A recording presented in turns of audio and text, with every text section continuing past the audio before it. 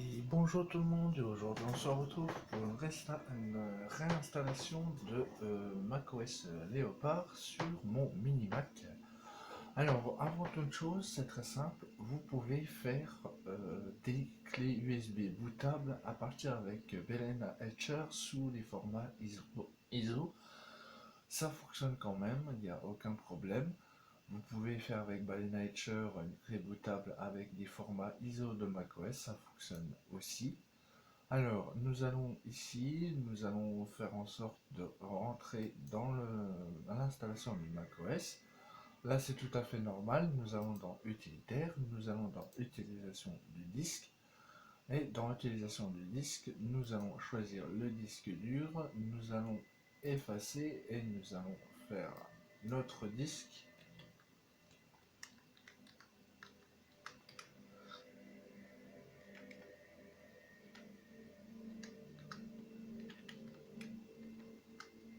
Voilà. Nous allons faire effacer et effacer. Voilà. Ensuite, ce que nous allons faire, une fois que le disque sera formaté et partitionné, nous allons choisir la langue française. Voilà. Nous allons faire en sorte de choisir le disque dur que nous avons formaté récemment et nous allons faire continuer. Ensuite, je vais faire installation, hein. Comme promis, je vous fais une vidéo de l'installation de Léopard, parce que c'est pas Snow Léopard, je ne peux pas installer Snow Léopard, parce que le format ISO me met en mode recovery et je ne peux pas faire l'installation. C'est pour ça que j'ai choisi en téléchargeant l'ISO de Léopard, et vous voyez que l'installation de Léopard se fait sans problème. Mais une fois que j'aurai fini de faire l'installation comme celui-ci, comme vous pouvez voir, une installation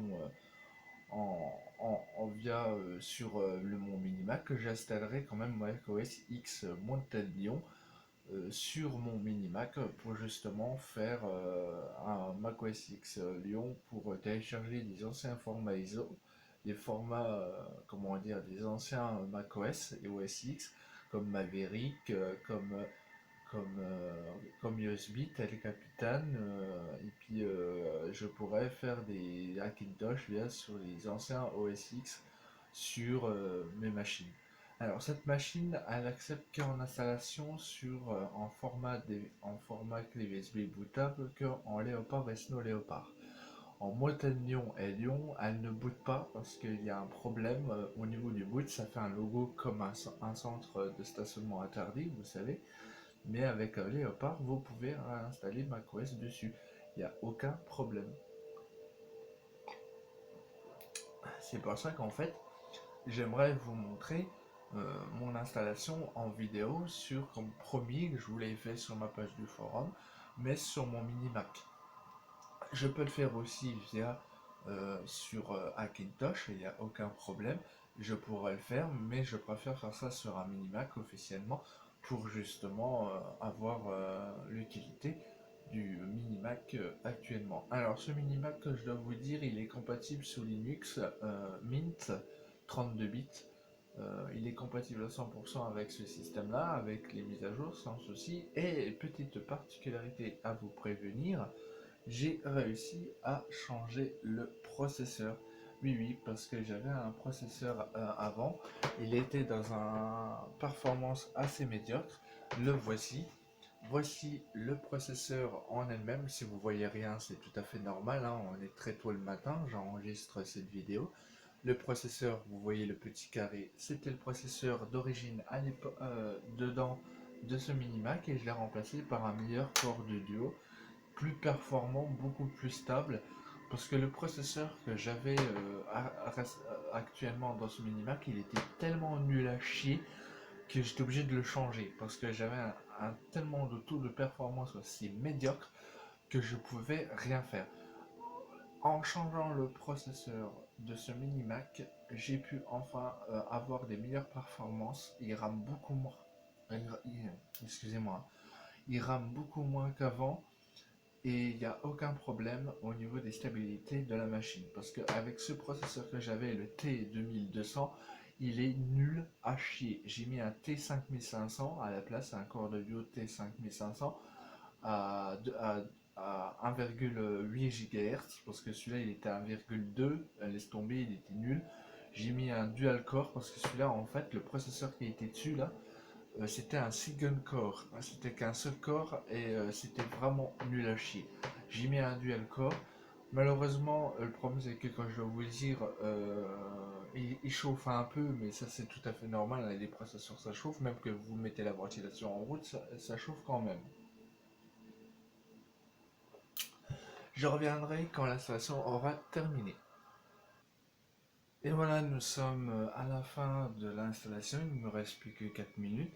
Alors comme je peux dire, je peux aussi remercier DJam de me faire motiver pour cette vidéo. Alors si ça a pris pas mal de temps, c'est tout à fait normal, le temps de trouver le bon fichier ISO pour faire booter macOS Leopard. Ce que je dois dire, c'est que ça m'a pris pas mal de temps de trouver quand même les formats ISO parce que ça se fait rare de nos jours de trouver un bon macOS de type Léopard sous format ISO. C'est pas le Snow Léopard, c'est le Léopard carrément. C'est pareil, Snow Léopard et Léopard c'est la même chose, à part que c'est une version différente, une mise à jour, voilà, vous m'avez compris. Mais ce que je dois vous dire, c'est question que le Snow Leopard a juste des options en plus, et le Leopard c'est juste une avant-première du Snow Leopard en fait. Voilà. Mais comme Didjam m'a demandé pour faire une vidéo sur ce genre de macOS, je l'ai fait, ça y est, je l'ai fait enfin. Ça m'a pris quand même une semaine et demie, presque 15 jours à trouver le bon fichier ISO bootable pour installer macOS Leopard sur mon mini Mac. Je risquerais d'en faire un sous Macintosh, mais je ne peux pas le faire sous Macintosh parce que sous Macintosh, je veux dire, parce que sur Macintosh c'est pas intéressant pour un très vieux système, c'est pas très intéressant du tout. Le mieux faire un Macintosh, le mieux c'est de faire sous minimum sous Maverick. C'est beaucoup mieux de faire sous macOS X Maverick sur un Macintosh. C'est beaucoup mieux à faire comme cela parce que avec Snow Leopard ou Leopard c'est trop vieux et j'ai pas envie d'installer ça sur mes machines, toi.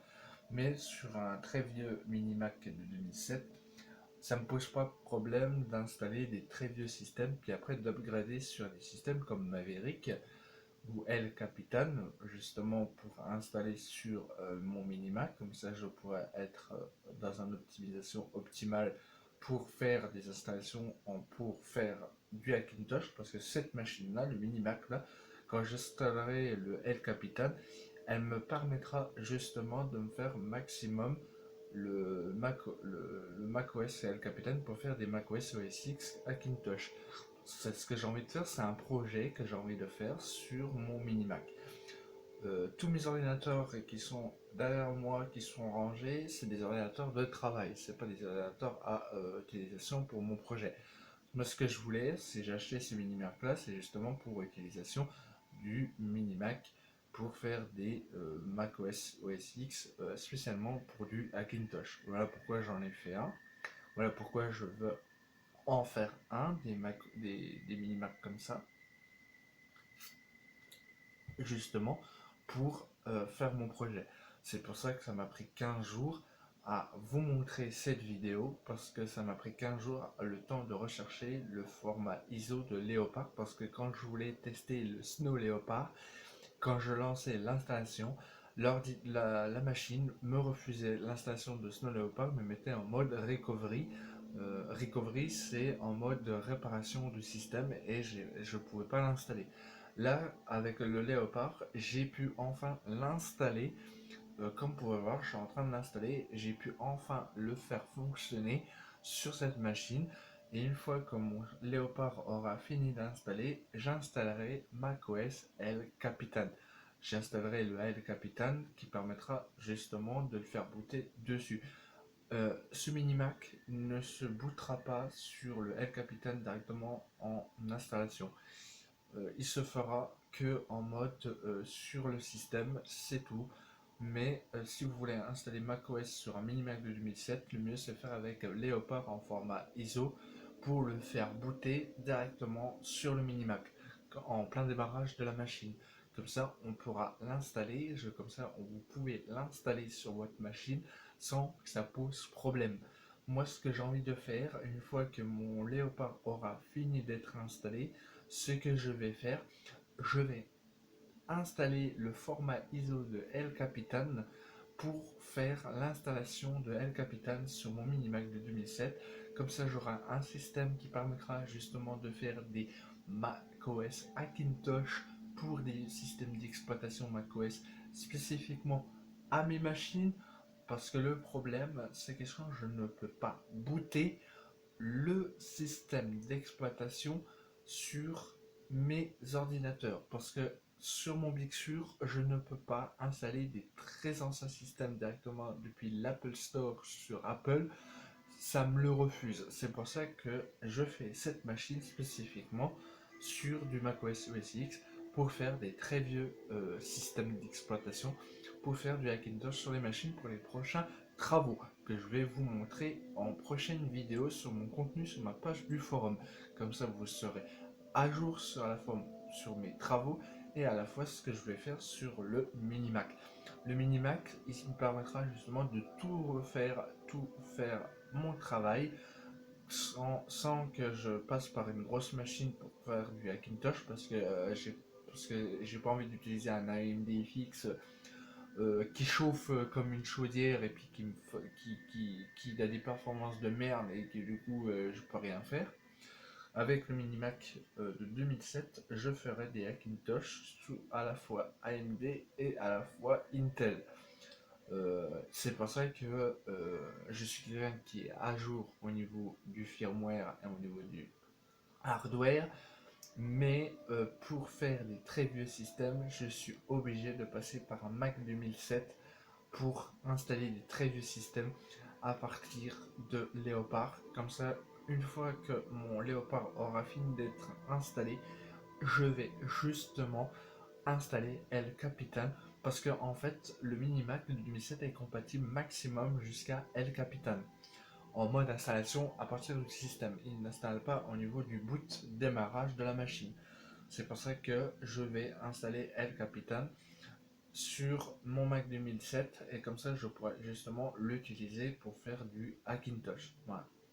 Alors là, ce que nous attendions l'installation, la fin de l'installation de macOS Leopard sur le mini Mac. On attend que ça se termine.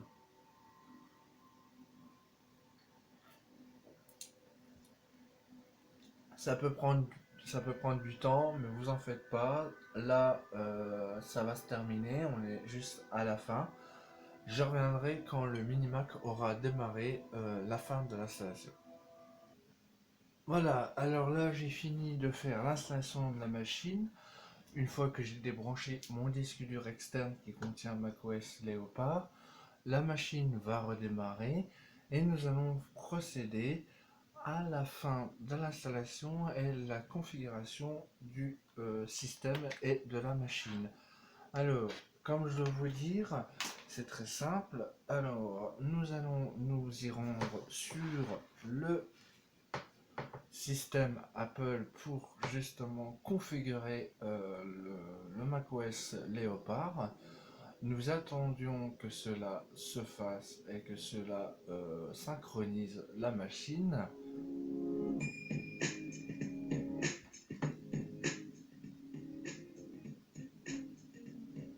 Voilà, hein, comme vous pouvez voir, le macOS Leopard boot parfaitement bien sur le mini Mac de 2007. Alors si vous voyez des micro lags, c'est tout à fait normal, hein. Euh, c'est la carte vidéo qui a un peu de mal, mais c'est pas très dérangeant, hein.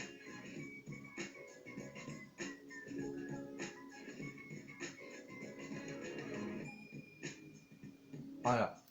Alors, nous allons configurer le clavier. Nous allons faire continuer. Nous choisissons France. Voilà. Français, comme d'habitude. Ensuite, on ne fait pas transférer mes données, comme d'habitude. Et l'identifiant Apple. Identifiant Apple. On fait continuer. Voilà. Voilà. Alors, créez votre compte. C'est très simple. Le mot de passe.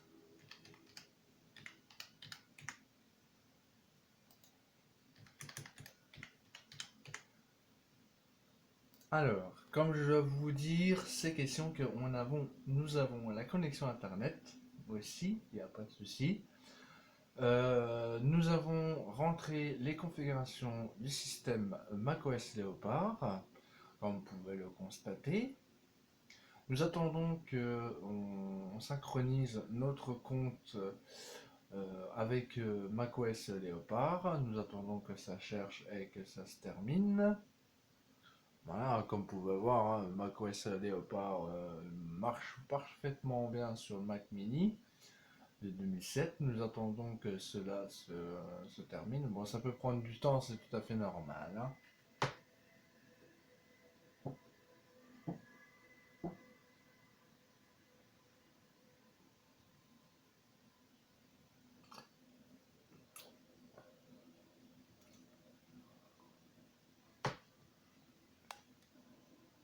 Et voilà, nous avons terminé le système macOS Leopard sur la machine. Et comme vous pouvez le voir, nous y sommes sur le bureau de macOS Leopard sur le Minimac de 2007. Voilà. Comme vous pouvez le constater, on va aller voir si on a effectivement Internet. Alors, si on a Internet, franchement, là, j'éclate de rire, hein. Oui, on avons Internet, oui, oui, oui. Alors là, comme vous pouvez le voir, hein, ça a du mal de charger. Mais je vais justement aller sur Mozilla quand même, parce que Mozilla est mieux est mieux que Safari de cette époque-là, hein, parce que là, je vais télécharger.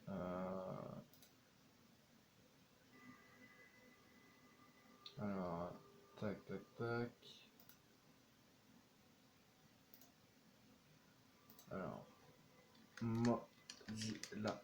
On va installer Mozilla, la version. Voilà, on va télécharger, on fait continuer.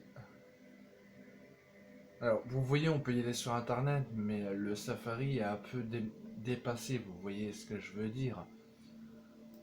Voilà, on rentre notre mot de passe, on fait la mise à jour.